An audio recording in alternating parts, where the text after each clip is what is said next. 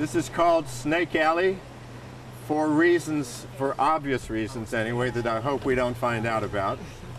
So watch the trees above you if you're even remotely afraid of poisonous snakes.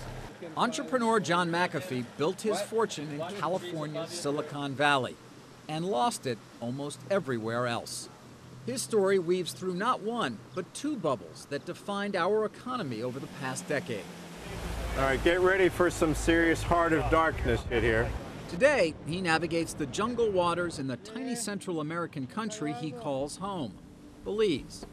Here, the 65-year-old is still doing what comes naturally, starting new businesses. And this is an entrepreneur's paradise here. McAfee started a ferry service and has plans for an eco-lodge and ultralight tour business that will skim tourists just above the rivers and high above Mayan ruins. He's also cultivating jungle plants that he hopes will be the building blocks for medicines of the future. These 22 acres on the banks of what the Mayans once called the River of Strange Faces are owned by McAfee. So when I come back in a year, this will look a lot different, I would imagine. Well, you'll see shade cloth everywhere, and hopefully will be production of some fairly unique pharmaceuticals.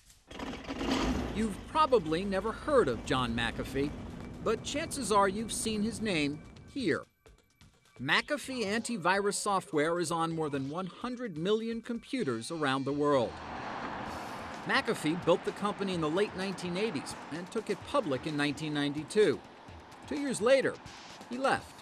I've been working 18 hours a day, 7 days a week for 6 years, and I was able to look around and go, wow, now what do I do today? I had freedom and the world in front of me. And so what did you actually start to do? I started another company, unfortunately. Can't help yourself, entrepreneurism is a hard habit to break. It began as a dream. 50 million. $10 million. Over $1 billion. A decade of easy money. It was a Ponzi scheme, no doubt about it. Then the bubble simply burst. I was in shock. We were all in shock. It was rough and it's going to be bad. Really a complete roller coaster. Now, in the wake of destruction, Do you look back and say, what was I thinking? David Faber reports The Bubble Decade. Thursday 9 Eastern on CNBC. First in business worldwide.